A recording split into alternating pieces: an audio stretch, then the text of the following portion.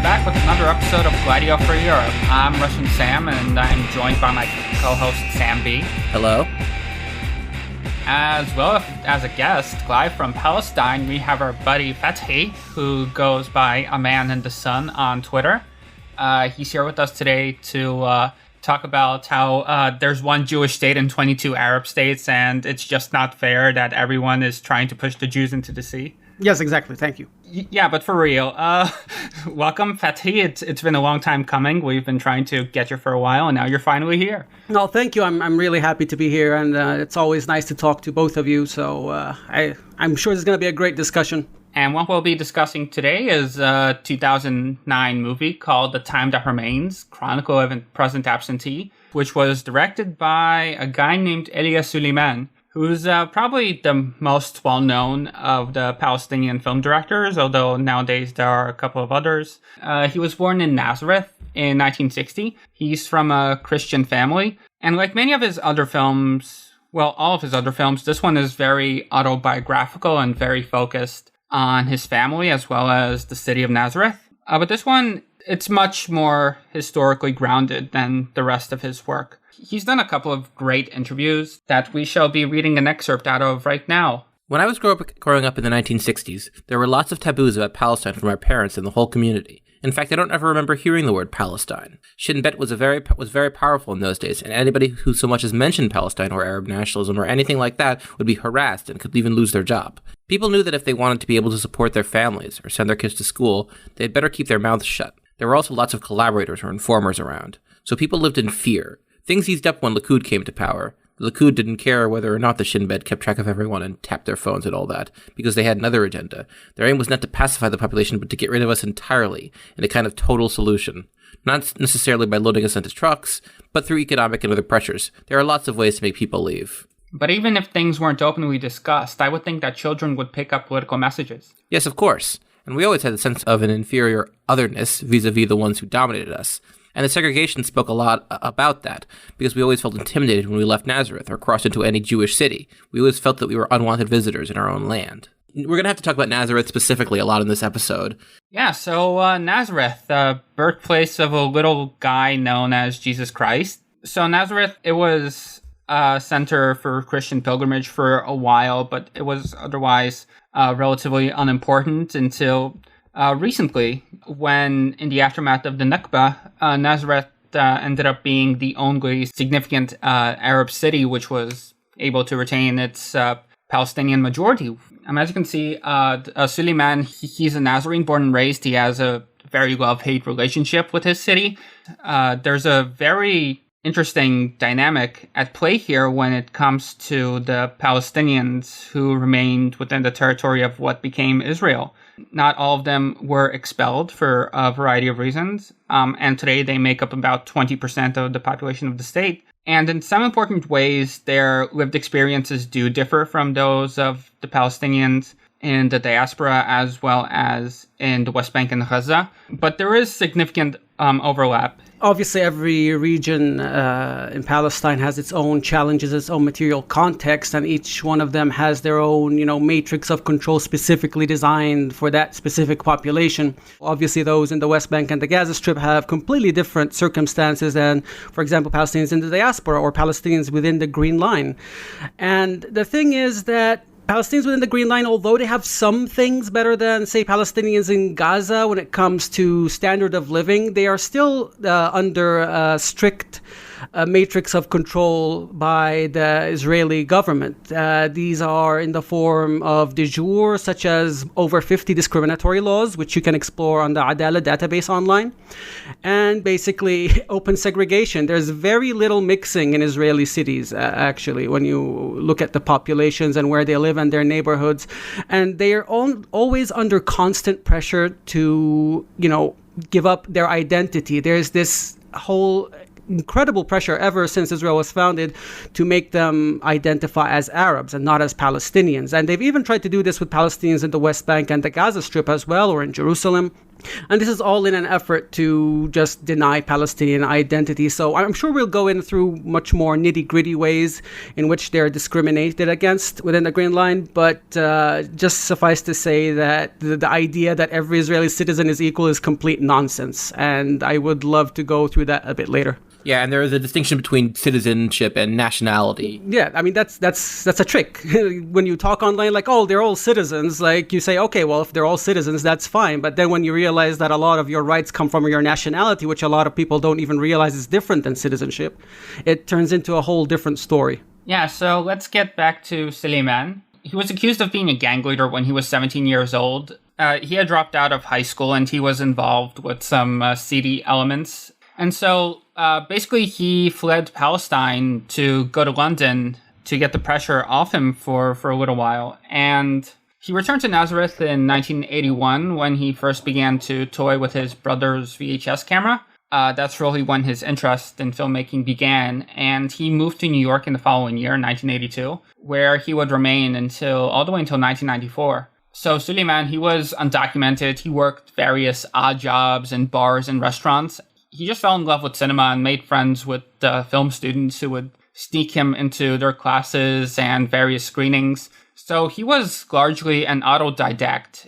He only made his first film when he was 30 years old. So remember, kids, it's never too late. Yeah, so he returned to Palestine on a full-time basis in 1994 when he was selected to found a media department at Birzeit University, which our friend Fathi here is intimately familiar with. And again, he did all of this before he had even made his first feature film. He made a couple of short films, but the fact that he was the one who was selected to do this really speaks to the dearth of Palestinian filmmakers at this point. Here we have another quote from an interview that he gave where he explains how he was selected to run the media department. I was the only one around. It was to be a film department, but then the Oslo Accords came along. The post-colonials arrived, and they wanted technicians. They don't want people to think in the Middle East. They want them to have jobs. So they trained them to be cameramen, to film wars and intifadas and earn $400 a day from ABC or BBC. It's easier to send the natives into the jungle. He ultimately did try to create a more film/media studies environment, so he would expose his students to the great works of cinema, and ultimately he himself would continue his own endeavors, and in 1996 he made his first feature film, which was called Chronicle of a Disappearance, which was lauded internationally, and it really set Suleiman's style. It's kind of autobiographical, usually very absurdist, and usually in the style of these unconnected vignettes. He tries not to depict violence very often in his films for political reasons, although it does make an appearance. In Chronicle of a Disappearance, there's a scene where a van full of Israeli special forces appears and the policemen all jump out in a rush to urinate against a wall. They have just done something evil and are on their way to do more evil, but I was not going to give them legitimacy by showing the acts they had committed. Instead, I showed them in their most ridiculous moment, before and after their evil act. Personally, I think it is much more powerful than fetishizing blood. When I had my legal battles with Chronicle of a Disappearance, one of the things that the Israel Film Fund, which provided some of the funding, told me is that they hated my film because by making the Israelis into cartoon figures, I did not recognize their existence in this place. One of these people told me that he would have appreciated the film a lot more if I had depicted an Israeli soldier breaking the bones of a Palestinian rather than ridiculing them. I can't imagine a better compliment. This is exactly what cinema can do. He's a very funny guy who often lands himself in trouble, both with Israeli authorities as well as with Palestinian authorities. This film actually is what got him into a lot of trouble with both Palestinians and the Arab world writ large, because the Israeli national anthem, Hatikva, is actually the closing shot of the film. And so a lot of people took this, along with the fact that he had accepted money from the Israeli Film Fund to make this film. They took this for the fact that he was collaborating, that he was ridiculing Palestinians. In 2002, he had his most internationally successful film called Divine Intervention, which saw further success, and it ended up being shown at Cannes, and it was awarded the Palme d'Or. And in fact, it was even submitted to the Academy Awards for consideration for Best Foreign Films, but it would not be accepted as Palestine was not a recognized state, which really highlights the difficulties of being a Palestinian filmmaker. Let's get to his third film, Yes, and this is the film that we will be discussing, and that's the movie, The Time That Remains. It largely tells the story of Elia's father's life, Fuad, which was based on the memoirs which Elia had encouraged his father to write when he became sick. He would later corroborate the anecdotes that his father wrote down with others. The film takes place in multiple time periods, and we just see first Fuad's own near brush with death in 1948, as well as around 1970 when Elia is still a young boy, and then further scenes later in the future. Yeah, so as I said, Elia has a distinctive style, and one of the things that really stands out is that, first of all, he is a character in his own movies.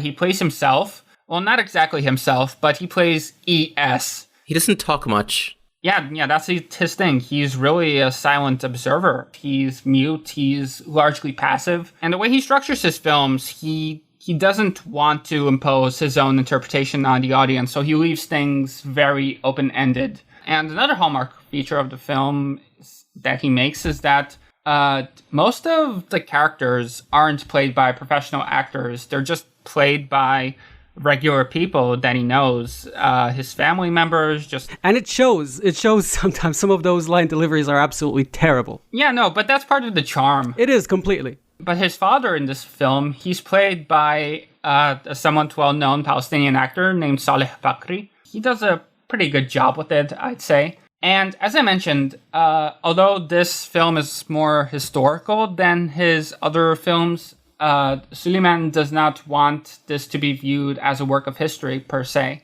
Well, what I was describing in personal ways was true to history, in the sense that the facts were historical. I moved away from those facts and talked about the people living through them at the time. I wanted it to be a personal narrative, not a political one. This film is not just about the Nakba. It is a very personal film about what happened to these people, the Palestinian citizens of Israel, who have so much grace, and who for years resisted giving in to an utterly oppressive regime that began with overt military repression and continued with the use of all sorts of economic and psychological forms of oppression. I think that it mostly comes through in the film. Like, when you're making a movie about history of Palestine or the Nakba, there's this temptation to go and make it into this grand, historical epic. But I think the movie really succeeds in showing how, at the end of the day, life goes on. We're looking at the lives of, quote unquote, small people, just very simple things that you wouldn't even think are affected by, the context that they're in, and just how it really touches everything, even very small, simple things you wouldn't even think twice about normally. And I think that's what really is an allure of the movie, is that it's just, some guy's life, and this is how it was, this is how it changed. He's not claiming to be, some kind of liberator or some kind of, great poet or whatever. This is just how he lived. This is his experiences, for good or for bad. Yes, and it's not even supposed to be all Palestinians. It's specifically, he is focusing on the Palestinians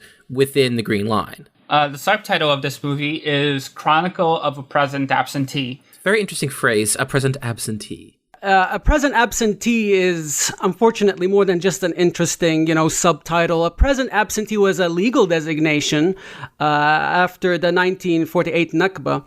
As you know, the majority of the Palestinian people were ethnically cleansed from their villages, had hundreds of villages destroyed. Most of them ended up outside of what came to be known as the Green Line, which was, the borders of Israel in 1948. Oh, well, I hesitate to call them borders, but at least let's call them armistice lines.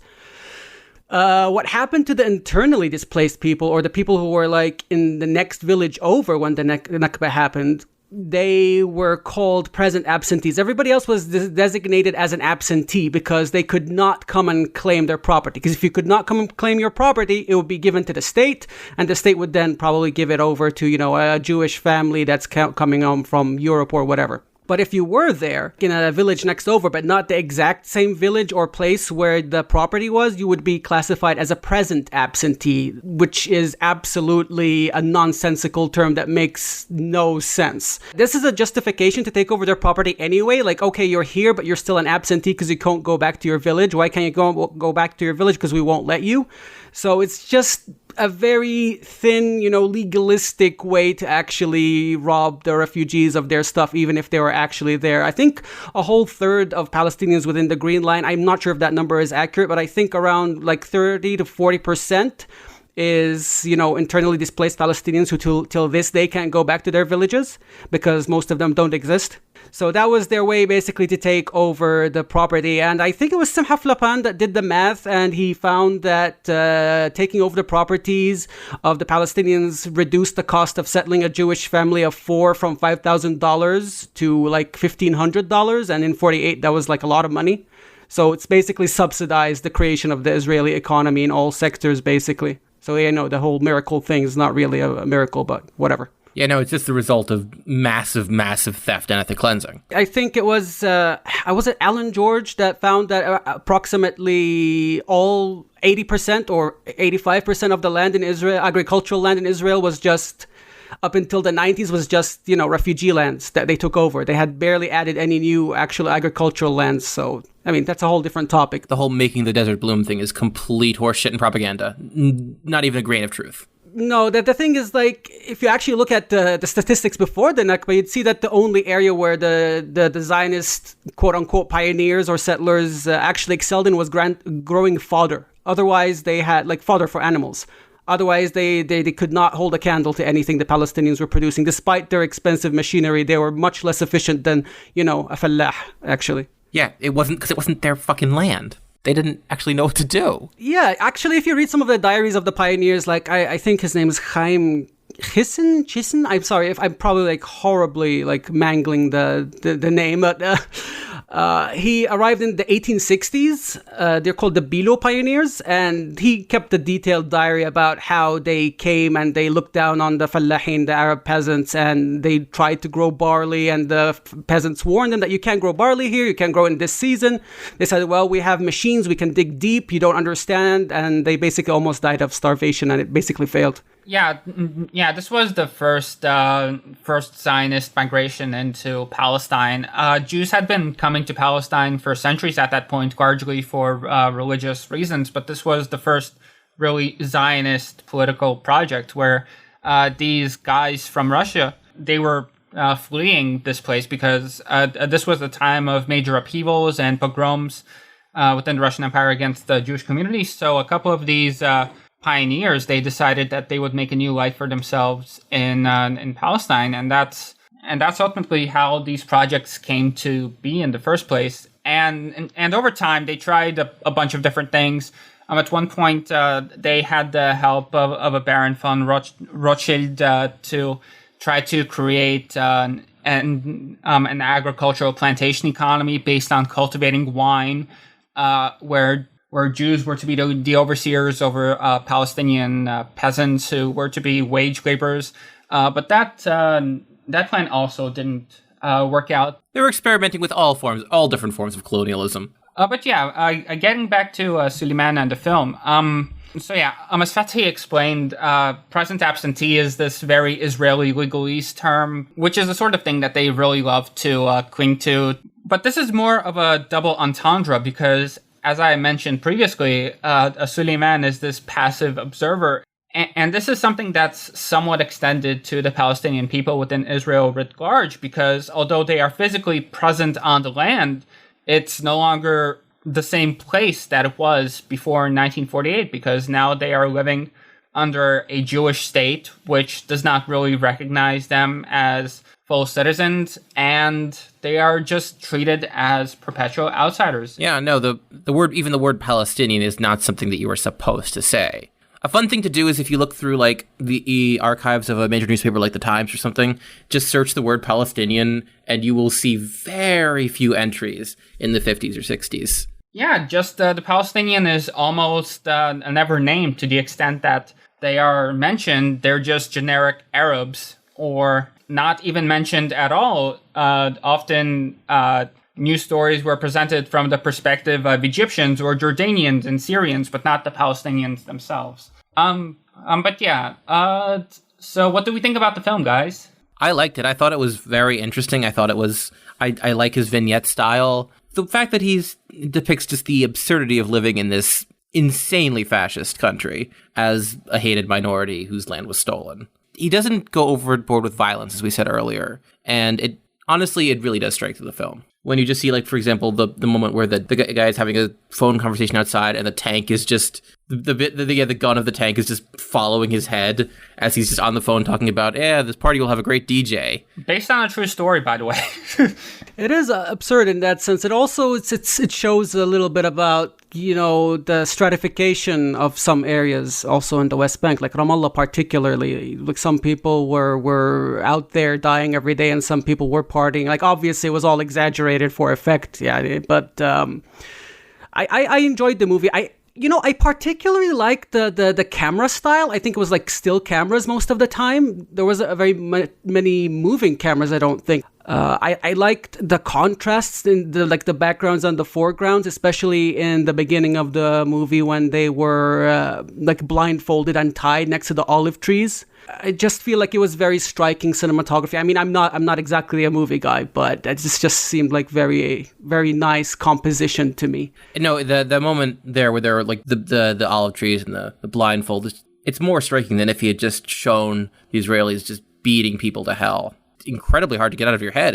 And I think it works. It works in capturing, like you said, the absurdity of the situation, especially when he comes back after being abroad, and he comes back and like everything is different. He can't even recognize what's going on anymore. Like, I feel that.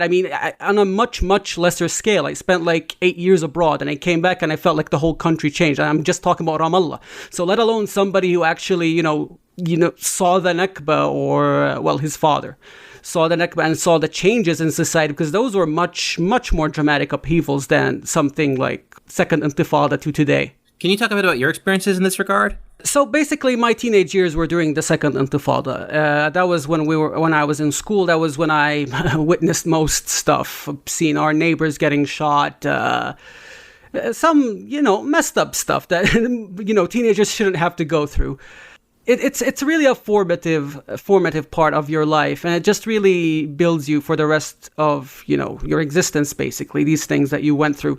I don't want to go on too long about this stuff, but when I came back, I left around 2004, 2005, so it was basically the tail end of the Intifada. And I left to do my BA in Austria, and then I did my MA in Germany on a scholarship. And I come back and I feel like the country was different. In that period, we saw that the PA underwent its transformation a bit more from, Yasser Arafat's style of patronage networks to the new Abu Mazen patronage networks. We saw more institutionalization, more IMF, mandates and stuff. And people keep saying that it was, the neoliberal turn of the Palestinian Authority, even though I would disagree with that, because from the very beginning, the Palestinian Authority was built as a neoliberal device. There's absolutely nothing that's not neoliberal about the Palestinian Authority. I think the IMF itself said that this is an opportunity for us to create something from scratch. We don't have to go through these reformations and changing of, policies. We can just start it from the scratch in this way. Oh, absolutely. It is the dream colonial regime for these people. So what Salam Fayyad did in 2007, he was the prime minister at the time. He just institutionalized a lot of the things that were already there. And they institutionalized the security forces, General Dayton from the US. He came and trained all the security forces. They retired any of the security forces that had anything to do with the Intifada, anything to do with resistance. The Palestinian Authority was terrified after what happened in Gaza, so they became much more repressive in all ways of life. Like, it would never have occurred to me that you could get thrown in jail over a Facebook post back in 2004, 2005. Not Facebook specifically, but I mean like online. But nowadays, it's just the norm. It's turning into a mukhabarat state akin to Jordan, at least in the West Bank. And this might be something that's a little not that, huge of an indicator. But when I left, every street had graffiti about resistance. When I come back, there's absolutely zero graffiti. I'm talking about Ramallah, at least, because this is where I live. There's absolutely zero graffiti on the walls, and it's been mostly subsumed by advertisements, especially for telecommunications and stuff. Yeah, it's absolutely even the biggest murals in Ramallah are now just the old buildings have been destroyed. You have these big, glass towers built, and I mean, what kind of country under occupation builds glass towers? Like, it's just so ridiculous. This attempt to convey normalcy, like to try to be like, look, if we're good enough, they'll give us statehood. And this was basically the Palestinian Authority's politics since 2007. If we do our institutions good enough, if we build the country nice enough, the world will look at us and say, hey, these guys are ready for statehood. Obviously, that was, never the issue to begin with. So, I mean, it's not working. It's still not working. It's trying to convince everyone that the Bantustan is actually a normal way of living. Who's funding those big glass buildings? The Palestinian bourgeoisie. We have a lot of millionaires now. Okay. So it's not foreign money. No. The foreign money goes towards, supporting entrepreneurs and all that nonsense. I remember the Qataris trying to fund some luxury development or something a while ago. Yeah, but it's all in the form of investments. It's not like, it's not like aid. Actually, for a while, the Palestinian Authority has been decent with its income being, tax from the taxes and the VAT and what have you. But obviously, that's under the control of Israel, so they can cut from it and take from it whatever they want. So they do. We basically pay for our own occupation, and then they're like, why does Israel want peace? Why doesn't Israel want peace? Sorry, because I mean, they have a 5-star occupation. They have all the control and none of the responsibilities. They don't have to do any of the dirty laundry. They don't have to take care of the health, take care of, sanitation. They have the Palestinian Authority to do that. But when it comes to actual power, they have all the power. So it's like the perfect situation for them. Why would they want to change that? And they also get to attack the Palestinian Authority as being cruel to its own people, which proves that the Palestinians are unworthy of statehood. But who exactly is propping up that authority in the first place? No, it's actually ridiculous. Like, the Palestinian Authority has been one of the biggest boons to Israel, and the Israelis look at it as if it's some kind of radical, PLO in the 70s, Like, this is not who is here. This is not what's happening. Like, these people are actually, the coordination has probably, done more for your security than you even imagined. Like, they've created the perfect subcontractor for the occupation. It is a subcontractor. It is part of the occupation. Like, they cannot even arrest somebody in areas B or C without going through Israel first. Now, Israel, when it goes into the cities, they notify them to remove their police forces. Like, it's basically, again, like the Bantustan authorities. These completely dependent upon Israel. They cannot exist without Israel, and that's why they're very nervous whenever any kind of movement happens, because they understand that their legitimacy, like whatever legitimacy they had after the Oslo Accords in 94 or whatever their history is, it's all gone. Like, people do not trust the authority anymore, and it's been like this for a while. Yeah, for anyone unfamiliar, the West Bank is divided into areas A, B, and C. Actually, Fathi, could you explain that real briefly? Yeah, sure. The Oslo Accords, well, Oslo II really, designated 3 different areas in the West Bank, which is areas A, which are under full civil and security control of the Palestinian Authority. These are very small, and they mostly, take up the urban areas of Palestine, of the West Bank, sorry. Ramallah, Nablus, places like that, yeah. Yeah, the big cities, some of the bigger villages, but it's like they're little islands, basically, if you look at it on the map. Areas B is where a lot of villages are. These are under the civil control of the Palestinian Authority, but security control remains under the hands of Israelis, which means that you get all your permits and stuff from the Palestinians, but other stuff like crime and what have you, it should technically be in the hand of Israelis, though they don't care. Area C is under full Israeli control, and this is the area where most of the West Bank is. This is around like 60% or so of the West Bank. This is where all settlement, the vast majority of settlement construction takes place. Palestinian communities in Area C are not allowed to do anything basically without Israeli permits, and guess what? They don't give permits for anything. Yeah, there's been a lot of proposals to fully annex Area C in the past 5 or so years, I'd say, especially on the Israeli right. The Israeli right, as the term almost implies that there's a left, which not really. But there's some, it's where most of the settlers are in Area C. Yeah, it's attractive to them because it has a sparse population, because they don't allow new people to move there, and it has a lot of resources, a lot of land, especially agricultural land. So they're like... Water, a lot of water, yes. Obviously, by the way, like the Oslo and Paris set up the Joint Water Commission or Committee, I'm not sure which one of them, the JWC, and it was basically just a legal way to make the occupation of our water just formal. It functions the same exact way as before Oslo, but it has an extra committee now. Like, the Israeli army gets to veto everything, but the Palestinians get no saying. Like, if the Israelis want to dig a new well for settlers, Palestinians can't say a thing.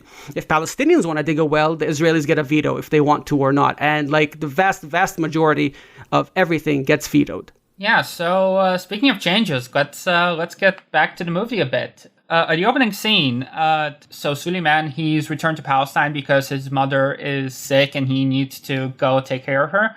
And he's picked up at the airport by an Israeli driver who, he's loading Suleiman's bags into the car, and we catch a glimpse of this poster right behind him, which is done in this Mandate era, like, Palestinian tourism poster. If you've ever seen the Visit Palestine poster, it's that stuff. Like the one with the oranges and it. Except the text on this one reads Eretz Achelit, so another country, quite literally. And so he's driving Suleiman from the airport to Nazareth, and they're driving through a thunderstorm, while the driver, he seems totally lost. Do you know where we are? I don't know anymore. Where are the kibbutzes, the moshavs? They were everywhere. Did the earth swallow them up? Yeah, so just like he's literally lost, but also he doesn't recognize the country that he grew up in anymore, because Israel also underwent this neoliberalization process from the 70s and 80s onwards, where the old foundations of the state, which were, well, more collectivist oriented. It was this kind of second international kind of like collectivist, basically an attempt at like settler social democracy. It's very strange. If you ever hear anyone talk about patriotic socialism, it basically looked like that. At that point, the film turns to black, and we're taken back to 1948, to the city of Nazareth. He very clearly has a deep love for his city, while also being deeply frustrated with what it is and its residents, but it's a sort of tough love. But yeah, the city of Nazareth, there's a kibbutz nearby called Kfar HaHoresh these days, and over there they found an archaeological site, which is a 10,000-year-old cultic and funerary site, which goes to show that that this is a place that was settled for a very, very long time. In fact, Palestine has one of the oldest known continually settled cities ever. Jericho is about 9,000 years old or something like that. But yeah, within Nazareth itself, there are signs of habitation from the Bronze Age onwards, so approximately 4,000 years ago. But the city wasn't really mentioned in any extant texts until the life of Jesus, during which point it would have been a town of around 500 residents. Very minor town, sleepy, not anything to write home about. But it became an important religious center and site of pilgrimage for Christians as the religion spread. And in the modern period, most of the Palestinian inhabitants of the city to today make up 60% of the population, of whom 70% are Muslim and the remainder are Christians. But back in Mandate days, the ratio was reversed. It was around 2/3 Christian and 1/3 Muslim. It continued to be a site of pilgrimage for Christians across the world for centuries, really. But during the reign of Zahir al-Omar, it became a market center of some importance in the 18th century. And it just developed for a while until during the Mandate period, it became the center of Christian Palestinian politics. But then in 1948, you had the Nakba. It was the ethnic cleansing of Palestine. It was the expulsion of 750,000 residents of Palestine into countries both neighboring and across the world, most of whom would be unable to return to their homeland. And yeah, you often hear Zionist apologetics, if they don't deny that the Nakba happened in the first place. They'll say that this was an impromptu thing, that it wasn't really planned that far ahead. It was 100% planned. Although the specifics of how it happened came about somewhat spontaneously during the war, the idea of kicking the Palestinian Arab residents out of the land was long-standing in Zionist thought. Goes back all the way to Herzl, where he muses in his how ultimately this project would require that the Arabs vacate their lands to make way for the Jews. And this understanding was shared all the way up to the highest levels of Zionist leadership. And as 48 drew closer and closer, there was increasingly this understanding that this is not an option. Previously, a lot of Zionist leaders entertained the notion that because they would bring development to Palestine, that the Arabs would be grateful and would welcome them. What really happened was that the Zionists, although they did bring a lot of capital into Palestine, in fact, during the Mandate period, they effectively set up this dual economic system where Jewish settlers were indeed plugged into this rapidly developing economy, which was growing by the year. Meanwhile, the Palestinians were largely locked out of that economy, and as the peasantry was kicked off the land because their landlords sold it from literally right under their feet to these Zionist enterprises, they increasingly suffered. Yeah, that's a really important point, is that even before the Nakba, you had Zionists and their funders buying the land out from under their feet from absentee landlords. The Ottoman state from the 1830s onwards was undertaking something called the Tanzimat reforms, which was supposed to, originally it was framed as a way to bring the Ottoman state back to its pure foundations, but from the 1860s or so onwards, it became more about creating a state of affairs more in line with contemporary European institutions. But basically what had happened was the peasants of the Levant writ large and Palestine, they were given the opportunity to register the land that they were cultivating under their own names, but for various reasons, namely that they were afraid of being taxed or drafted into the Ottoman military. In practice, a lot of land came into the possession of landlords who didn't actually live on the land or cultivate it, but who came to an agreement with the peasants, like, oh yeah, I'll buy you tools as if you let me register the land under your name, and you won't have to worry about taxes or anything like that. So once the Zionist enterprises got started, these landlords who felt no obligation to the peasants who were living on their land, many of them just sold this land onwards to the JNF and other similar institutions. But yeah, speaking of the JNF, the Jewish National Fund, here's a quote from Joseph Weitz, who was the director of the land departments of the JNF. It's a diary entry from 1940. There is no way but to transfer the Arabs from here to the neighboring countries, to transfer all of them, save perhaps Bethlehem, Nazareth, and Old Jerusalem. Not one village must be left, not one Bedouin tribe. The transfer must be directed at Iraq, Syria, and even Transjordan. For this goal, funds will be found, and only after this transfer will the country be able to absorb millions of our brothers, and the Jewish population in Europe will cease to exist. There is no other solution. That was basically the consensus by the late 40s, and even like in the 30s and 20s, these ideas were floated, started to be floated seriously. Like Ben-Gurion said multiple times that, any kind of partition or what have you is just a temporary thing until they can form a strong enough army to, complete the job and kick the Arabs out. It's all connected. None of it was some kind of random happenstance or, an accident of warfare or what have you. Like the Zionism, actually, there's a whole book about the concept of transfer in Zionist thought, and it's actually quite excellent. Could you give us the name of that book? Nur Masal Hayas, the concept of transfer in Zionist thought. I think that's the title, or maybe that's the subtitle. I'm not exactly sure. So Nazareth, at this point in time, it had around 17,000 residents, to whom another 20,000 would later be added, which would create this really untenable situation because basically, Nazareth was to be part of the Palestinian state according to the UN partition agreement. So many people fled or were forced to evacuate from their towns and villages. And some of this was quote-unquote voluntary, such as after the Deir Yassin massacre when Ametzel Lehi massacred hundreds of villagers in this village, which actually had very friendly relations with their Jewish neighbors. And this spread panic through the population. Many people from Haifa, which is another one of the major Palestinian cities, which at that point was 50-50 Jewish and Palestinian. Many of them fled because basically the city was getting shelled.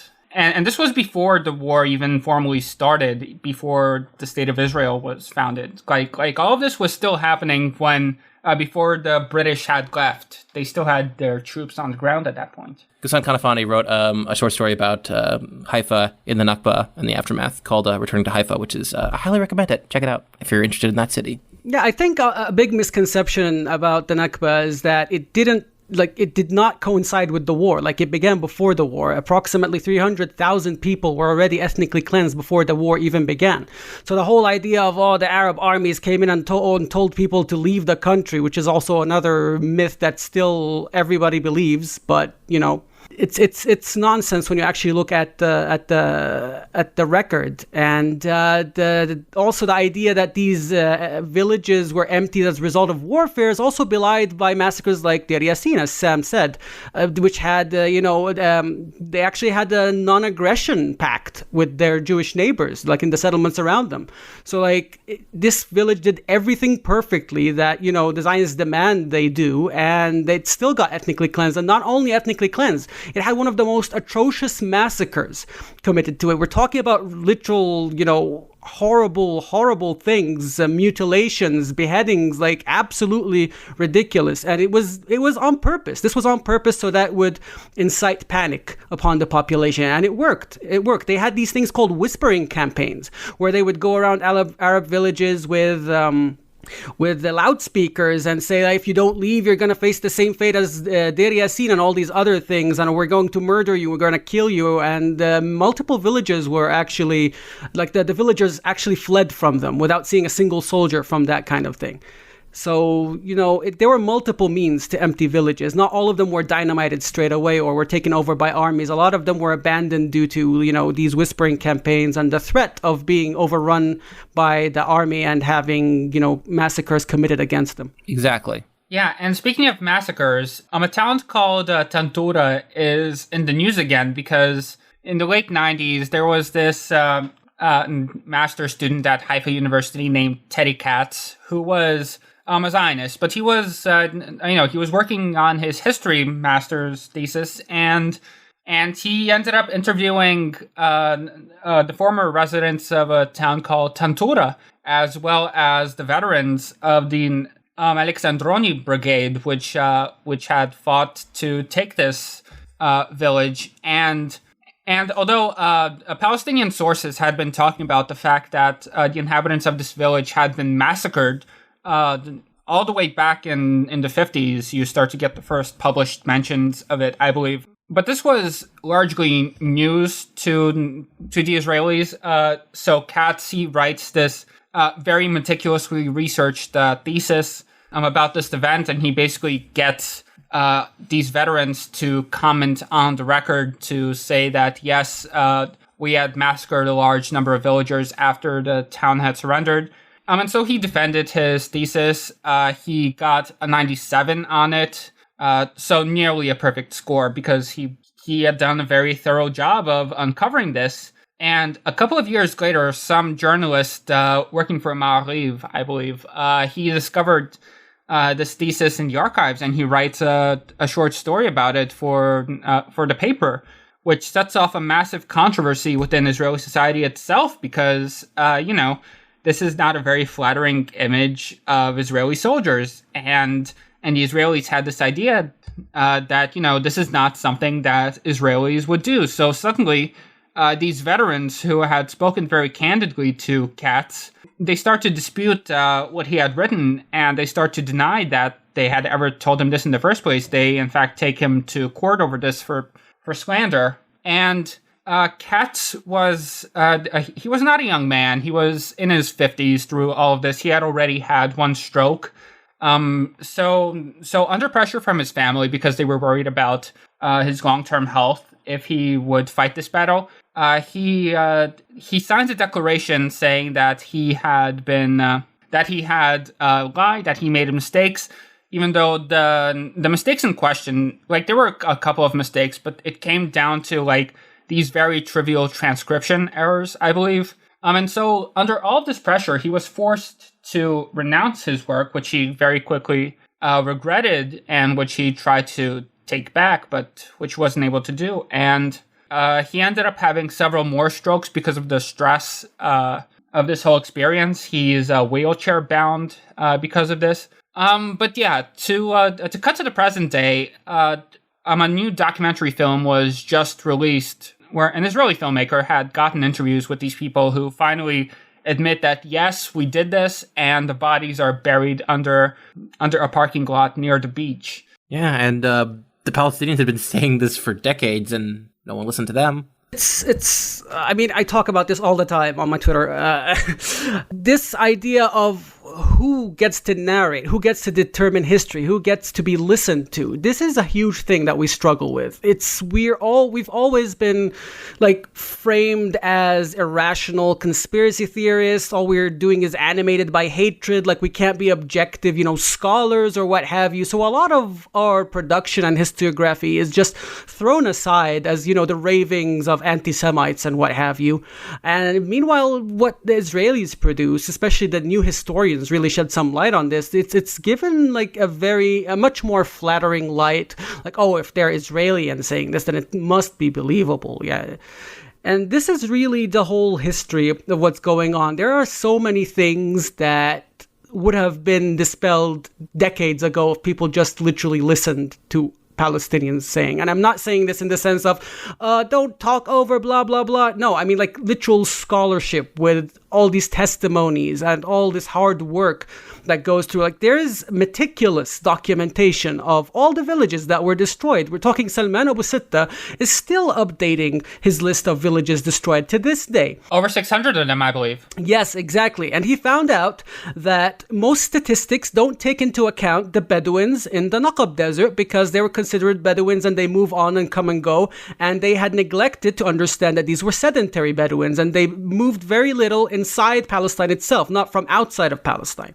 So if we actually, take all of this into account, the villages go up to around 600 and the number of people ethnically cleansed also goes up. But there's very, very little documentation of these people because also the British numbers did not include them because they were considered, as transient. But they were not transient. They were sedentary mostly.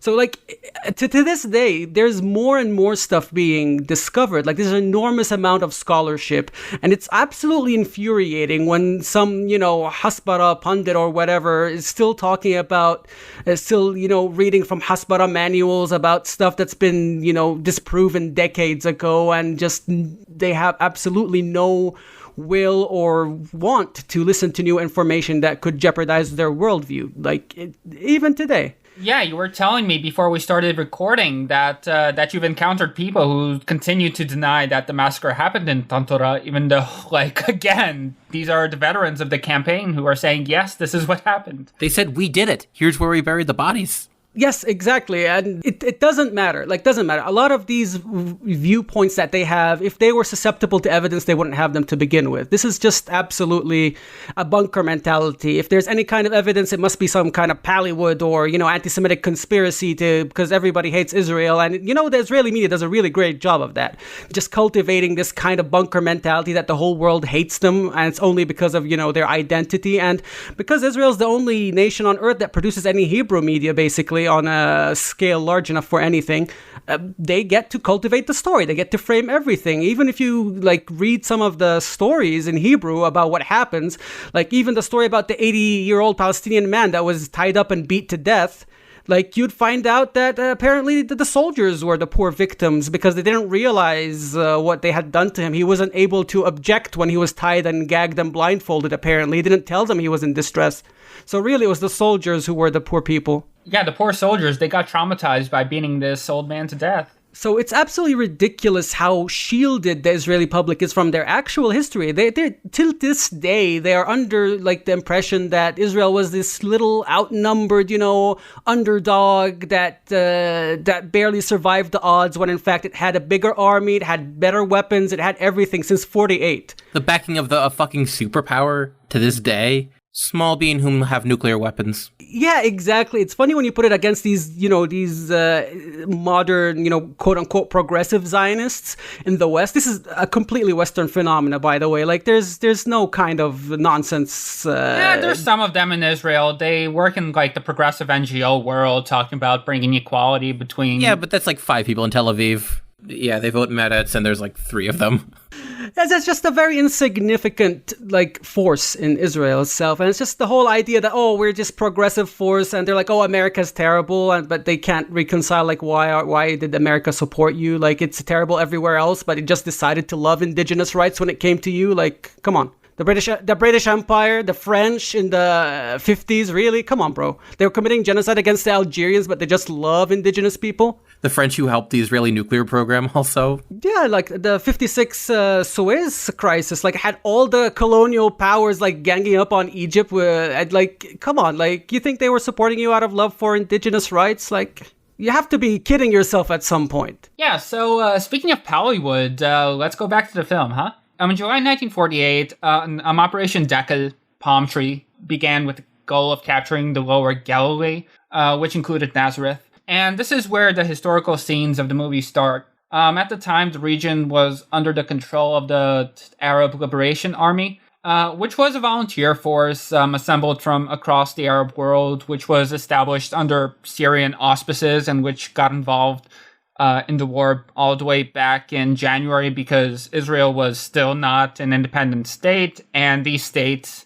they couldn't, invade Palestine because the British were still there, and it wouldn't, in effect, be a war against the British Empire. But, the Arab Liberation Army, it's mostly stationed in the north of the country, and it was just one of many factions that were fighting on behalf of the Palestinian people at that point. And it really speaks to the disorganization of Arab forces, because at the same time as they were fighting their own quarters, they were also basically in this very tense feud with other factions, such as the faction of the Mufti, Haji Amin al-Husseini, who had his own formation, which was the Army of the Holy War, which was, another thing. But basically, one of the commonly cited conceptions about this war is that it was basically Israel versus Goliath, that Israel was fighting against these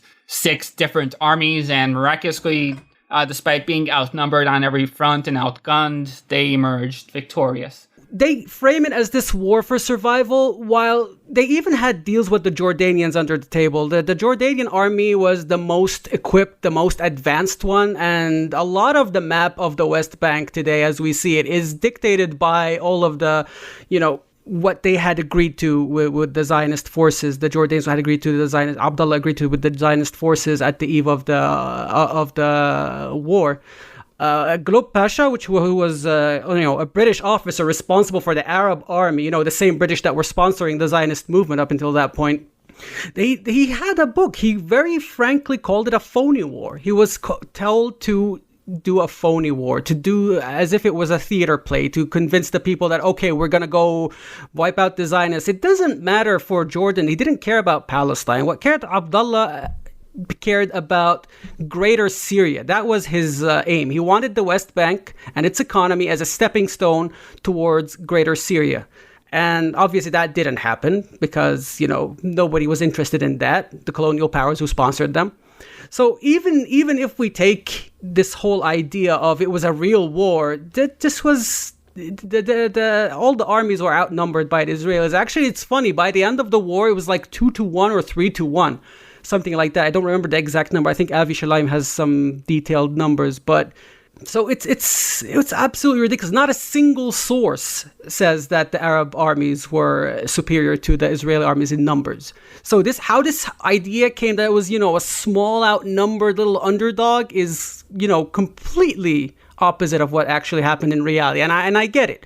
You can't really get sympathy if you're like, oh, we were the superior force and we just crushed everybody around us. Especially, coming off the whole, narrative of Israel being, a refuge for poor people who just want to escape, pogroms. And to be like, we were a superior force and we just took everything over. Like, it's not as sympathetic. And again, the Arab forces were very disorganized. Like, you had the Arab Liberation Army, you had the Army of Holy War, but you also had, all of these separate armies of Jordan and Syria and Egypt.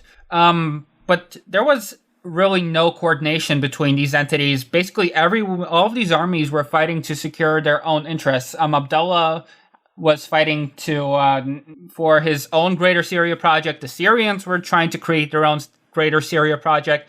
The Egyptians were, I don't even know what the Egyptians were doing, but they had a horrific record during this war. They were just not very good. Yeah, it really radicalized Nasser, though. Like, I think Nasser, one of the things that really radicalized him is that they were surrounded by Israeli forces and they could see the Jordanian army on the other side, and the Jordanian army refused to come and save them. Like, they would send dispatches to the Jordanians. They're like, oh yeah, we're coming, don't worry about it. And they could see them like not moving. Like, it was very, very open, the kind of cooperation between the Jordanians and Israelis during the war.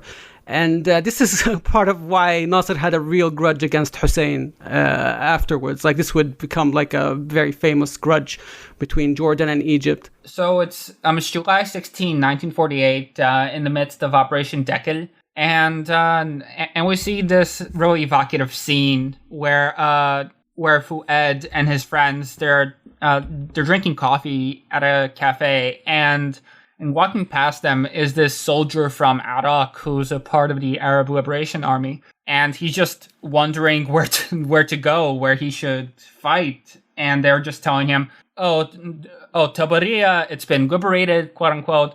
Then tries to go to another place and so on. And ultimately they just like invite him to drink some coffee with them when the Israeli planes are flying overhead and shouting these messages about how we have defeated the bandits, now Nazareth is safe, etc., etc. So Nazareth surrenders on this day, July 16, 1948, with assurances that the city would not be ethnically cleansed. And we see a scene where the mayor of Nazareth, he goes to a meeting with these Israeli military commanders, and they read him the statement to the effect of that the residents of Nazareth will not be touched, your civil and religious rights will be respected, yada, yada, yada. Come sign this, come take a photo with us. And yeah, so that's the end of it, right? No, definitely not. All these other cities that we talked about were thoroughly cleansed, like Haifa, for example, thoroughly ethnically cleansed. But Nazareth was a little bit different. So the IDF was really on its best behavior when it came to Nazareth, and that's not to say that there wasn't looting and robbing and killing going on, but rather that compared to some of the other campaigns happening nearby at the same time, this was relatively clean. So they had promised that they wouldn't ethnically cleanse the city because Nazareth, as we mentioned previously, it's a very important site for Christians around the world. And Ben-Gurion instinctively understood that if this city were cleansed, suddenly you'd have a lot of pissed off Christians in the United States and Europe saying that, like, this is uncalled for, that it's ridiculous. So from the beginning, the plan is to let Nazareth stay as it is, but not everyone was on board with this. There was a guy named Moshe Carmel who was in charge of that front. And on the following day, on the 17th of July, he gave an order to expel the inhabitants of the city. But the inhabitants of the city, they got really lucky in that there was a man named Ben Dunkelman, who was a Canadian Jewish World War II war hero who went to Palestine as the war was beginning. And he became the commander of the 7th Armored Division because of his experience with mortars, which he had learned during the war in Europe. And he was appointed the military governor of the city. So naturally his instructions were to, leave the residents alone, that this was the agreement that they had come to. So imagine his shock when he's suddenly told that he is supposed to expel the residents as they had been expelled from many other cities and towns across Palestine. And this actually, it only really came out in the late 70s because in 1974, he had his memoirs ghostwritten by a man named Peretz Kidron. And Kidron, he recorded this passage, which Dunkelman later requested be cut from the book. Avraham Yaffe, who had commanded the 13th Battalion in the assault on the city, now reported to me with orders from Moshe Carmel to take over from me as its military governor. I complied with the order, but only after Avraham had given me his word of honor that he would do nothing to harm or displace the Arab population. Only a few hours previously, Hayam Leskov had come to me with astounding orders. Nazareth's civilian population was to be evacuated. I was shocked and horrified.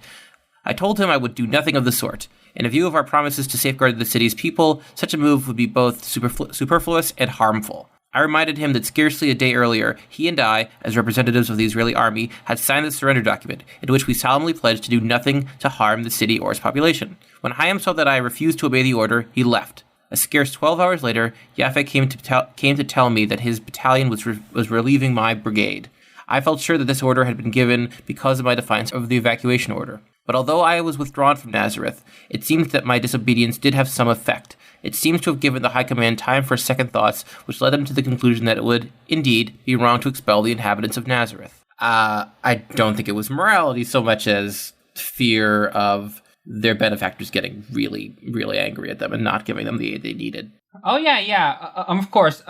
Kidron had, actually, he was also the translator of Rabin's war memoirs into English. And among the passages that were part of the original Hebrew manuscript, which were later supposed to be cut, was one that described his, that is Rabin's time as a deputy commander during Operation Danny. And Rabin basically writes about how Ben-Gurion gave expulsion orders for Ramleh and Lydda to the effect of expel them. And this also happened in that same month of July. So Kidron, he leaked both of these stories, then largely unknown in the West, to the New York Times in 1979, which just goes to show that the only reason why Nazareth was spared this faith was because its status to the global Christian community made it a holy site and one that was not supposed to be destroyed in the same way that other Arab towns were. I just want to emphasize it's not like as you mentioned, it's not out of love or respect for Christian Palestinians or Christian Arabs. It was definitely the symbolic value of Nazareth to the world, because when they came to destroying villages, the Israelis really did not discriminate between Muslim and Christian Palestinians. I mean, it was almost impossible to tell most of the time, except with Druze sometimes, but that's another story. That's a different story, because they tried to co-opt them into the army and the state. But Palestinian Christians have also shared their fate. Like, there are multiple stories of villages such as Jureisha where they tried to do a PR move by telling the Christian Palestinians, you can stay, but your Muslim neighbors have to leave, and they refused, so they were all ethnically cleansed. Stuff like that. It's like, it has nothing to do with, Christians as Christians per se, or Christian Palestinians. It has everything to do with, how this would be seen as a propaganda tool or not, how it would be seen by their benefactors, like we said. Because as a young state, Israel still needed a lot of aid from the West. I'd argue it still does. It still does. Absolutely, it still does. Yes. It's very exaggerated how powerful they are. I mean, even if you look back to the 2006 Lebanon war, they couldn't last a few days. They couldn't last a few days without rearmament from the U.S. They had an air bridge through Cyprus to get them new weapons, and that was Hezbollah in 2006. Hezbollah today is like 10 times as powerful as that was. Yeah, they've gotten a lot of good training in Syria. But yes, back to Nazareth. So after the war, 160,000 Palestinians remained in what became Israel, with maybe an additional 20,000 successfully returning from exile. But Nazareth would remain the only major Arab city within the borders, and it ended up becoming the center of Palestinian cultural and political life within the Green Line. But it was also, as a result of this, the focal point of Israel's attempts to form this Arab-Israeli identity, which is something they're still trying to do and trying to impose. So this is a quote from Hillel Cohen's Good Arabs. So Cohen writes, "The aspiration was to reshape Arab consciousness and identity in accordance with the hegemonic Israeli worldview by controlling society's political discourse. Israel's leadership understood that consciousness guides the behavior of individuals. The state's goal was to detach the Palestinian Arabs in Israel from the Palestinian Arab identity that was central for many of them, and to create something new, the Israeli Arab. The regime wanted to sever their ties to the Arab national movement. Through its loyalists, the state sought to indoctrinate Arab schoolchildren with the Zionist narrative, to widen the fissures between and within religious communities, Muslim, Christians, and Druze, to promote obedience to the authorities, and to challenge non-Israeli national identities, be they Palestinian or pan-Arab. No less important, by reporting on the day-to-day speech of the Arabs and summoning and interrogating those Arabs who speak against the state, the security authorities, quote-unquote, taught the minority what was fit to be said and what was unacceptable. thus shaping the contours of Arab political discourse in Israel. Another point of interest, I believe, is that you mentioned, Pan-Arabism. Christian Palestinians and Christian, Levantines in general, or non-Muslim Levantines, let's say, they were some of the vanguards of Pan-Arabism. Like, they were some of the people who were the most interested in a new secular identity that was not based on religion, because they had been, discriminated against based on their religion for a long time. Okay, like, it's not exactly pogroms in Europe, but it was not, it was different. There were tiers of citizenship, like according to the millet system. Everybody who's, has their own religious government or what have you, or somewhat of an autonomy. Yeah, absolutely. Like Michel Aflaq or Anton Sadeh, all Christians. Konstantin Zrich, yeah, like they were very interested in the whole idea of a new secular citizenship, egalitarian civic life, not based on religion like it had been for hundreds of years. So I think also part of the ideological battle that Israel tried to do is that they tried to crush that spirit because, as I said, it was most popular among non-Muslim, Arabs. So Nazareth had to be pacified in that way, especially since it became, a center of thought after Zahir al-Umar, like you said. It became more important, and a lot of, printing presses and what have you were situated there. As Cohen said, Israel set about empowering so-called moderates, which of course means collaborators, to take the helm of Palestinian society. And they would use both carrot and stick in an attempt to bring the Palestinians remaining in Israel into line, creating this atmosphere where those who did not acquiesce were threatened. And the film captures this element very well, through the eyes of the young Elias Suleiman, where he's still a school child. And we have this very evocative scene where these Palestinian children, they're singing an Israeli song to this education minister, who then goes on to award them a first prize in a singing competition, because awarding this prize to a school of the Arab minority is another proof of our willingness to pass on the values of democracy and equality of all our pupils. It was just very interesting because there were always people within the Israeli establishment who didn't necessarily hate the Palestinians, who genuinely did want to better their condition, but within an Israeli framework.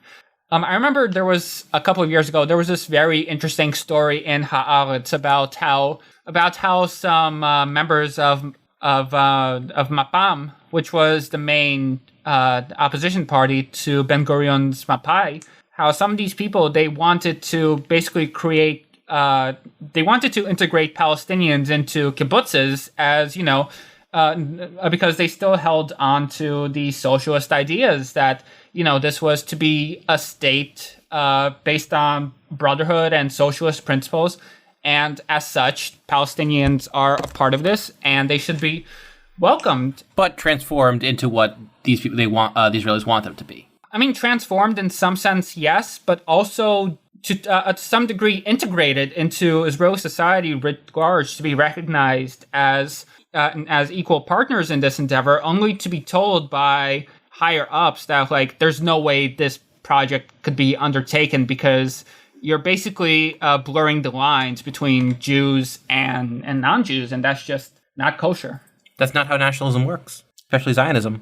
Yeah, that's the thing. Like, when it came to Zionism, every time the struggle between socialism and Zionism came up, they chose Zionism every single time. Even from the very beginning, the pre-state period, even their labor union was segregated. Like, they would not take Arabs. That's these are completely incompatible ideas with socialism, but you still have people today looking at a kibbutz, segregated kibbutzim, and they're like, oh, this is socialism. Zionism was socialism. Let's do that. Building socialism on the foundation of settler colonialism. I do think that there were people who were sincere in wanting to create a Zionist project which was inclusive of Palestinian aspirations, but again, first of all, these people were in the minority, and second of all, when they did try to accomplish something, they would just be stopped before they were able to get anywhere. And this was a very disillusioning experience for many of them. Some of the more principled ones, they ultimately ended up becoming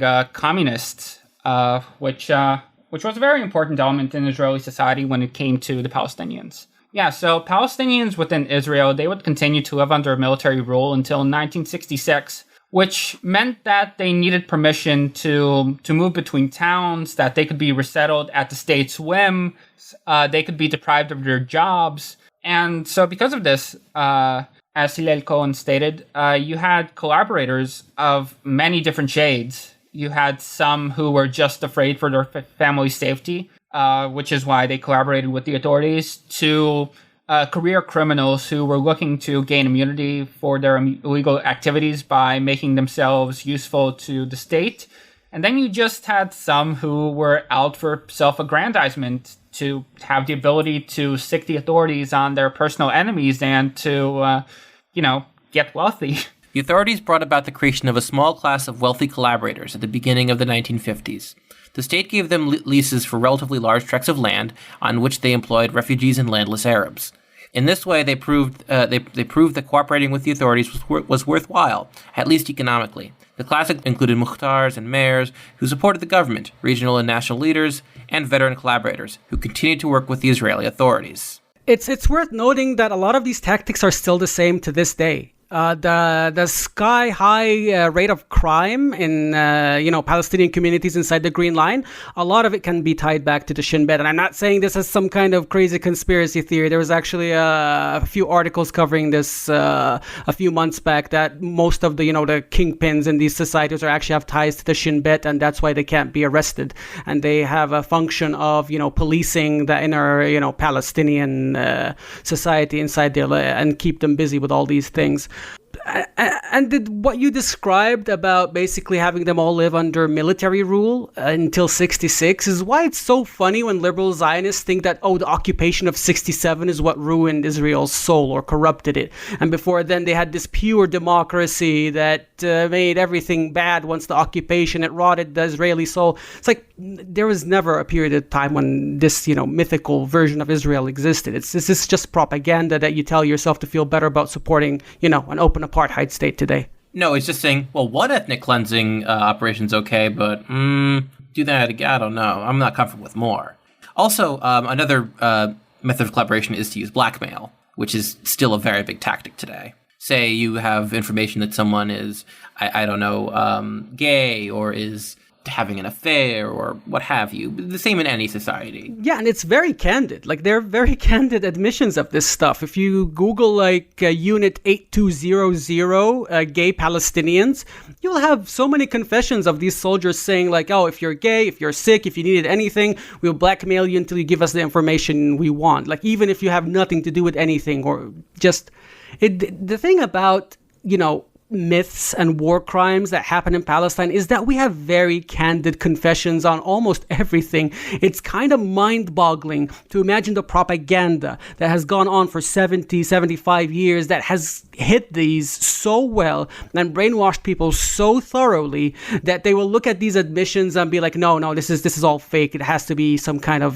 conspiracy theory against us. Israel is very good at its victim complex. Just because all of these structures and threats and enticements were leveled against Palestinians, it doesn't mean that they simply took it. In fact, this first generation of Palestinian citizens of Israel are often called the Stand Tall generation because they had a very oppositional attitude to the state. And such opposition was usually carried out under the auspices of the Communist Party and nationalist organizations. In fact, the Communist Party became the majority Arab party within the Green Line. And in the 1949 election, it won something like 20% of the Arab vote. The rest mostly went to orbit parties.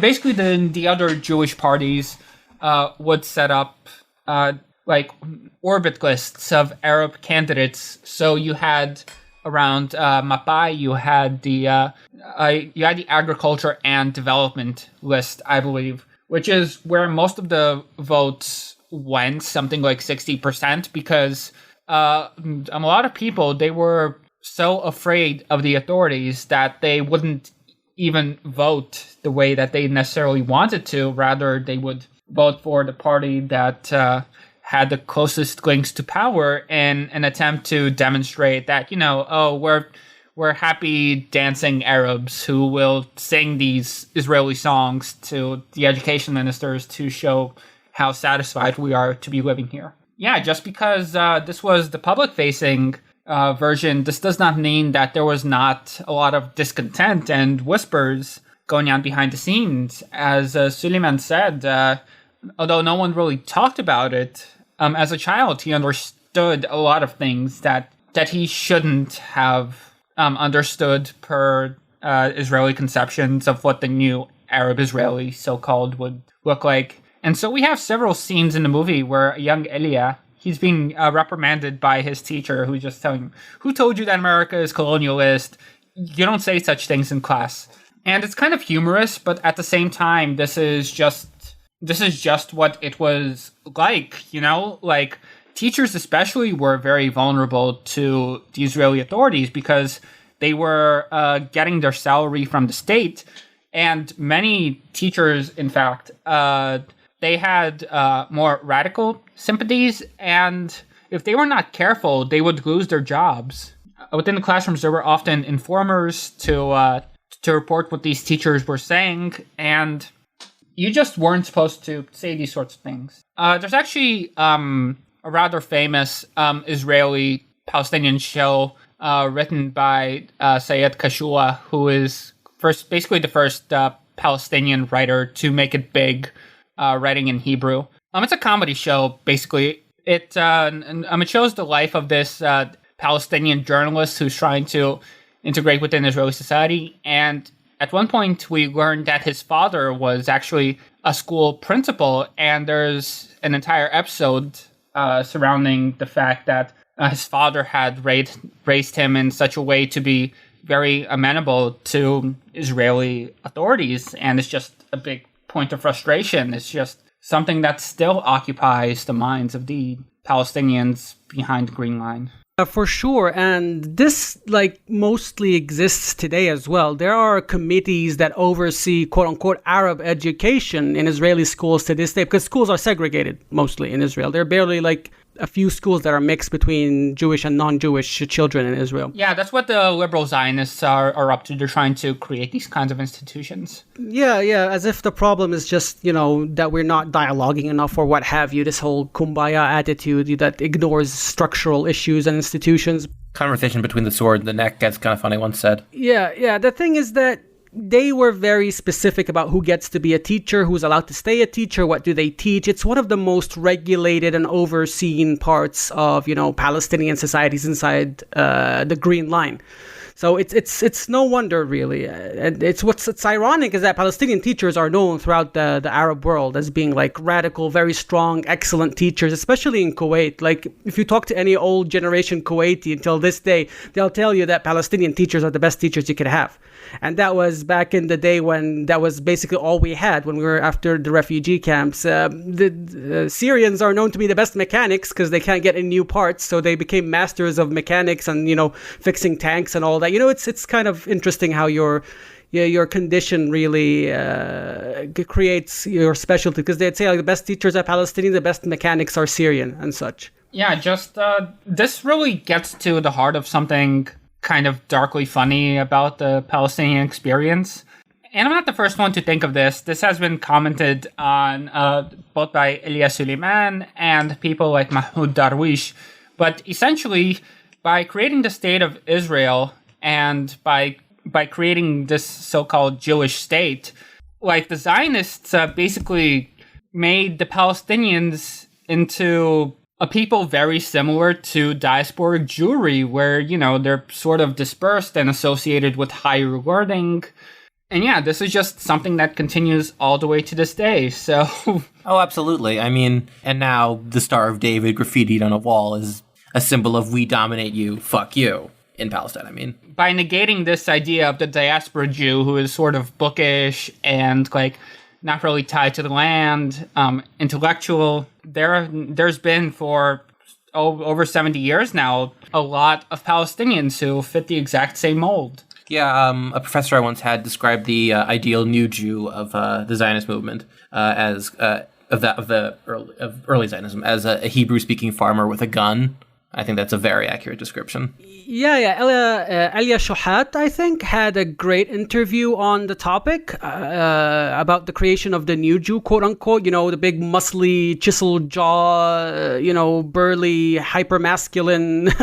Actually, if you look at some of the earliest propaganda posters and even some of the earlier movie posters, you would have a very, very hard time distinguishing, blood and soil posters from, the Zionist ones. They'd have the ideal, broad-chested, chiseled, chinned male, and they'd always be blonde. Or even old Israeli money. It'll often have got, field work or like factory work on it. Yeah. There's just this whole imagery of the pioneer, what the new Jew is, according to Zionism. It's very, very European ethno-nationalism. I mean, that's the context it's sprung out of. So, I mean, of course it's going to emulate that. Amelia Suleiman, he's a big fan of these really goofy characters, and one of the most memorable characters in this movie is he's the drunk neighbor.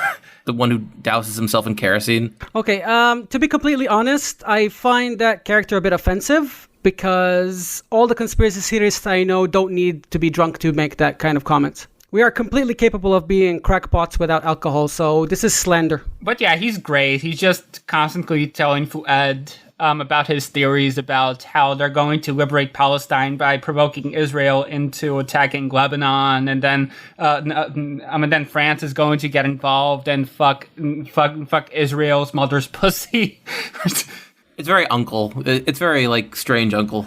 Strange uncle energy, conspiracy theories, harebrained schemes. We all have that uncle. Could you imagine trying to get into an argument with that? Oh, come on. Just nod and smile. He's a very funny character, but at the same time, there's a very tragic streak to him. As always with Suleiman, there's always another side to him. So whenever he isn't drunk, he's just trying to set himself on fire, basically, because he just can't handle life without his glass of arak. I like the bit where the Israelis come into the house and they think he's got explosives and it's food. Instead they think it's gunpowder. Yeah, well, you know what's funny is that this burghul that they thought was gunpowder, they didn't know what burghul was. They never heard of it before. Today they're claiming it as traditional indigenous Israeli food. Burghul is basically, a more coarse version of couscous. If it could be made in the same way, it's like that in a lot of ways, really. Just this whole idea of co-opting, taking over things that were absolutely foreign to them. Like, for example, msakhan, which is the Palestinian national dish, basically. It's a big piece of bread with onions toasted with summaq, which is a purple herb, spice, that... Yeah, well, it turns the onions purple. So when the Israelis first wanted to make their own msakhan, they didn't know what summaq was. So what they did is that they just used red onions instead, and now they sell Israeli pizza. So it's just it's so stereotypical. It hurts how stereotypical is this self-indigenization thing that's going on right now. In the beginning, it was cool to be we're colonizers because you're backwards. This is the way of the world. This is the right thing to do. And then after World War II, when that started, going out of style, now suddenly they're look at us. We're indigenous. We're Middle Easterners. Haha. Well, maybe to play devil's advocate just a little bit, something like 70% of the Jewish population of Israel is descended from Mizrahi Jews, most of whom were from the Middle East. Yeah, but most of them are North African, and most of them are not from the Levant. Most of them are North African, Yemeni, Iraqi. Okay, let me ask you this question, Sam. Have you ever heard of pierogis being called traditional Israeli food? Why is it only done with Middle Eastern food that's traditional? Because there's 1 million Polish Jews living in Israel around that. But I've never heard of pierogi being called traditionally Israeli. Why is it only Middle Eastern food? Exactly. It's an attempt to claim what isn't theirs. You've never heard of croissant being called traditional Israeli food. There's a lot of French Jews. It's very selective what they try to claim. It's self-indigenization. And also, I think Sam touched on this a little bit, is that a Moroccan and an Iraqi Jew would not know the hummus that we eat. They're completely different ingredients, completely different styles of preparation. They're relatively little Levantine Jews in Israel. I mean, look at the story of za'atar, for example. They're calling it, because it was called Ezov in the Bible, so it's a traditional Israeli food or whatever. The first Israeli brand of za'atar came out in the 70s, and they had to copy a Palestinian recipe. Like the founder of the company even said that the first few mixes of za'atar that they made were absolutely horrible. They came out black somehow. It's supposed to be green.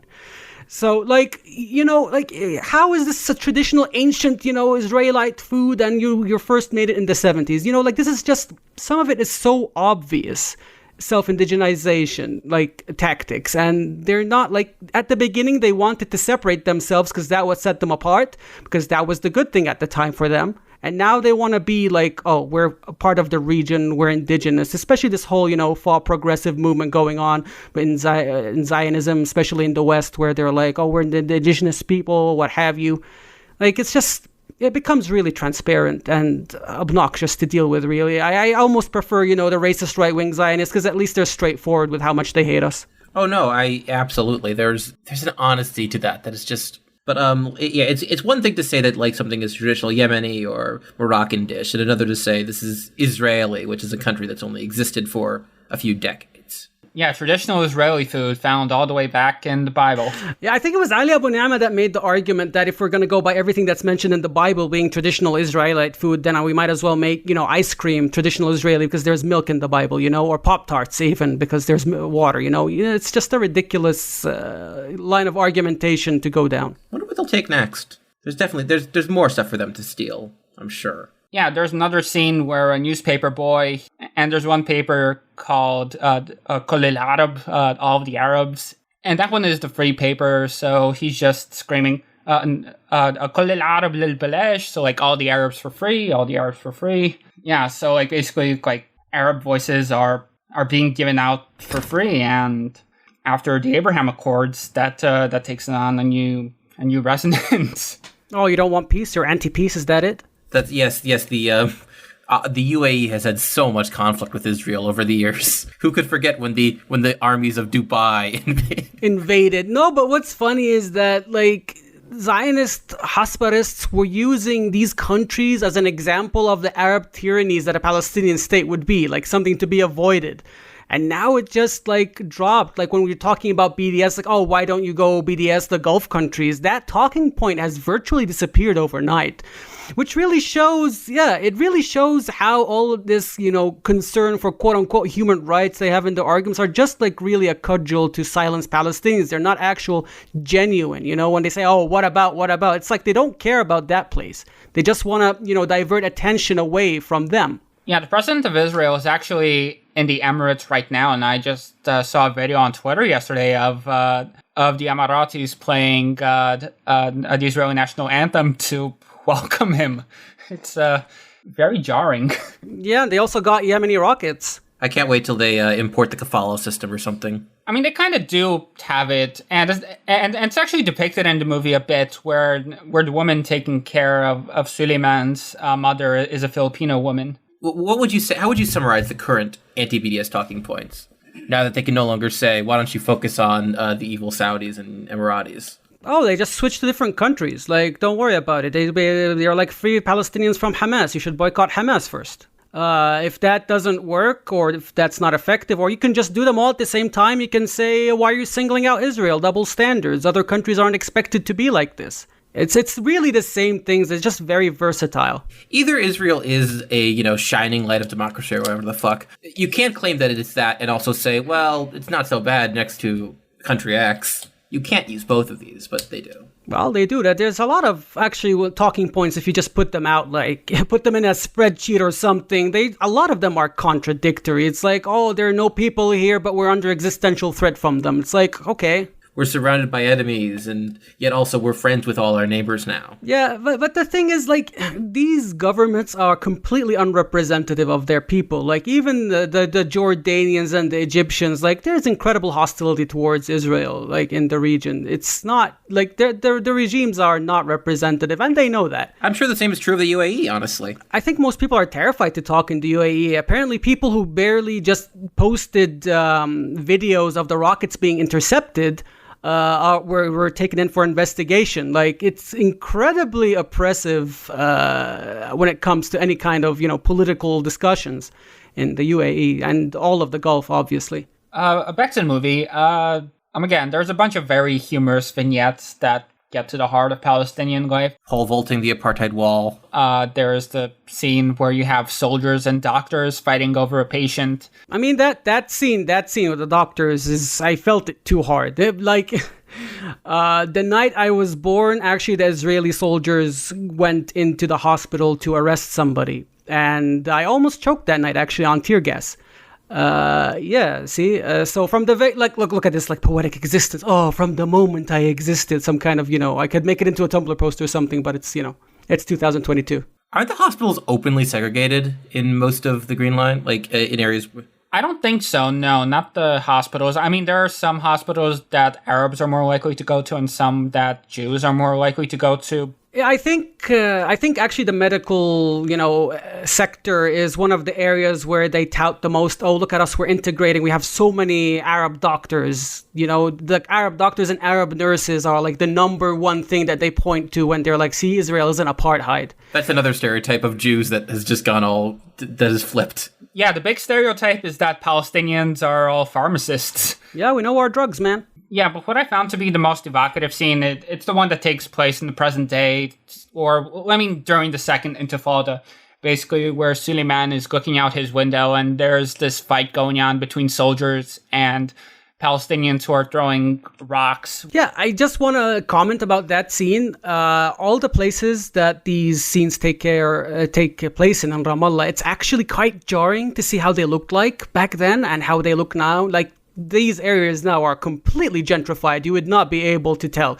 Like, they're all like fancy cafes that have, 20 shekel coffees and all that and stuff, the street 2 shekel coffees. It's seeing how Ramallah looked during the Intifada and how it looks now was a little bit jarring. And even Ramallah was worse hit in this aspect than many other areas. I felt like I said earlier, there were a few scenes I felt were a little bit exaggerated in Ramallah, but I'm sure this was for like effect. Yeah, the whole, rave scene inside the place during occupation. But it also does show that as Palestinians, we're also not like a monolith of we're all resisting, we're all doing, nationalist work or what have you. There's also, the national bourgeoisie that's enjoying its life basically as much as it can during the occupation, and some of them directly benefiting from the occupation. Those were some of my ideas on the Ramallah scenes. I don't know, I feel like the Ramallah scenes were most because he's viewing Ramallah as a guest. He's viewing them as from some kind of, as a slice almost, because he's from Nazareth. And it was just very interesting to me that was the impression he got, because in like, not all of Ramallah was like that. Even Ramallah itself, like the areas closer to the refugee camps or the areas in the poorer neighborhoods, they definitely had much more of a price to pay than that area where they were, raving. That area right now is also basically in front of the municipality. It's one of the most expensive places if you want to go eat. It's like the tourist zone basically now. So it's the lower Ramallah. It's historical Ramallah basically. They don't have a big like old town, but what's there is basically around that area. And they renovated the city hall. It's really like looks very impressive actually, statues and all that. Yeah, you can tell that Suleiman is enamored by the West Bank in some sense because, it's very much the case of the grass being greener on the other side. And at the same time, you have a lot of people in the West Bank and Gaza who fantasize about one day having the opportunity to go behind the Green Line and to experience that life. And it's just these people with their own experiences of oppression thinking that the other guys have it much better, but yeah, it's definitely terrible for everybody. But I do think that there is a bit of a hierarchy when it comes to. It's not like you can put a suffering on a meter, yeah, to measure it. But I would definitely say like. Gaza has it much worse than within the Green Line. They all have their unique set of challenges. They all have their different ways they're being erased or trying to be, excised from community. I mean, even in the diaspora, a refugee in the Lebanese camp is not going to be the same as, some kid in Brooklyn. Like it's different. Like, okay, they're both refugees, but they're not all on the same level.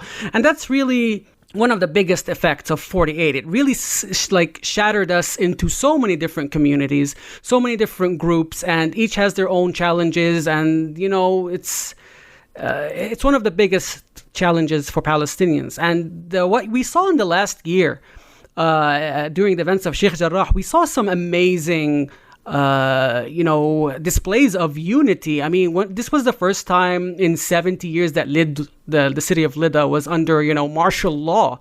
Because Palestinians were, Palestinian citizens of Lyd were going out and putting the Palestinian flags on everything. And it was just like the Palestinian flag was on top of Lyd. And that was something that hasn't happened since 48.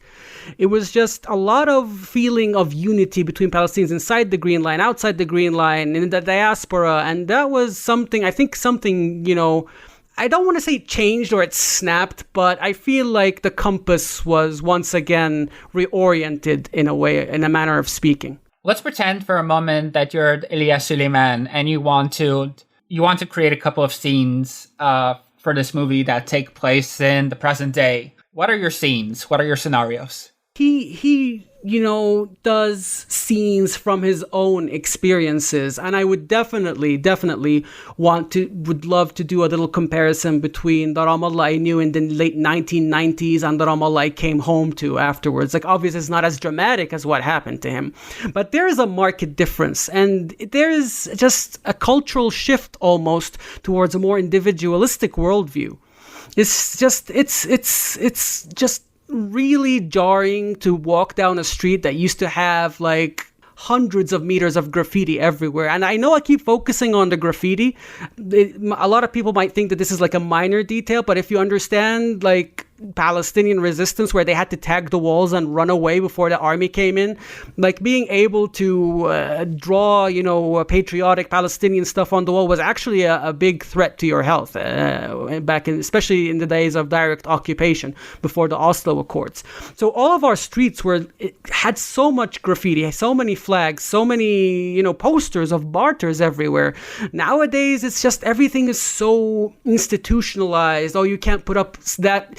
It's sanitized and also institutionalized in the sense that, this is not a place designated for posters. Now, it's been put through the legal system now, this whole idea of civic control of the municipalities and all that, which, some would argue is a good thing, but it's really clamped down on the public space. There is basically no public space where you can just go and do your thing anymore. Everything is regulated in a way that benefits the private sector in one way or another. There's not even parking spaces anymore that you don't have to put a coin in to park. Like, it's that bad. It's just everything is getting atomized, individualized, made for profit, and obviously that excludes 99% of the people. It's funny because this is one of those areas where it really is a matter of perspective and where you're coming from. And when I had the opportunity to visit you in Ramallah in the summer of 2018, I was coming from Amman. And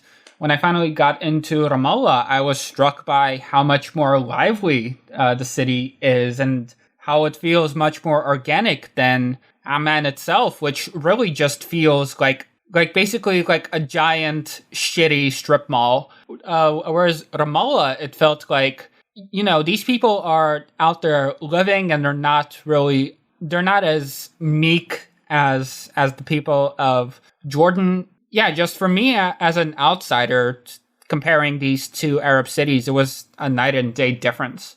Sure. I mean, Jordanians also have their own set of challenges, and a lot of them stem from the same source, to be honest. But you have to remember and keep in mind that Ramallah is a bit of a bubble. Like, it's basically just the center of all this attempt to prop up the Palestinian Authority and make everything as attractive as possible.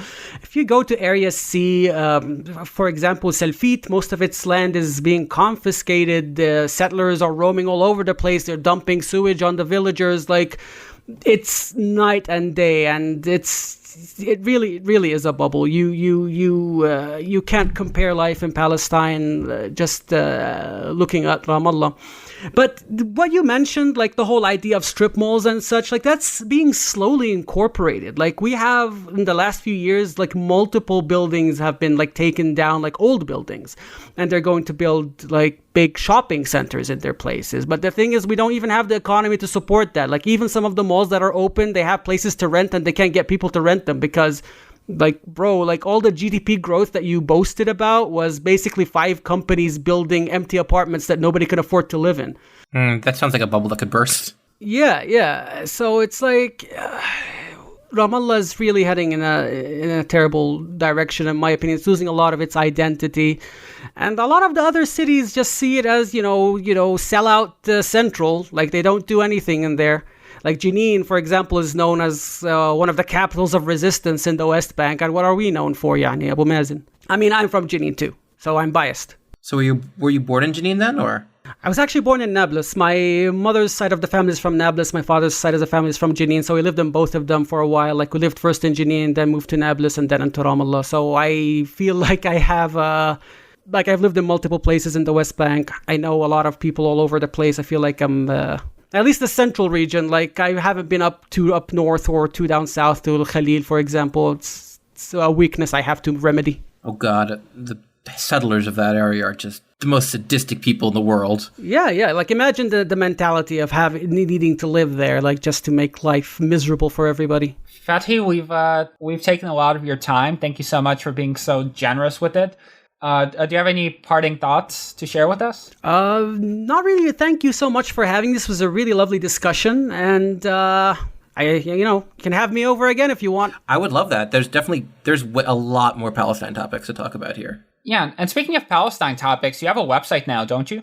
Yes, decolonizepalestine.com. Plug. It's a great website. It's basically like just fact-checking the Zionist fact checks. Checkmate, falafel is actually 1,500 years old, invented by Jews. But yeah, check out decolonizepalestine.com. Support their Patreon if you have the opportunity. And check out Fathi on Twitter at A Man in the Sun. One word, no spaces. This has been Gladio for Europe. And we are signing off. But before we go, if you enjoy this episode and you want to hear more content like it, then please, we would really appreciate it if you would take a few minutes to go to Apple Podcasts or whichever platform you're using to listen to this episode and leave us a rating and or a review to let others know that we are bringing you informative discussion about topics ranging the world and periods in time.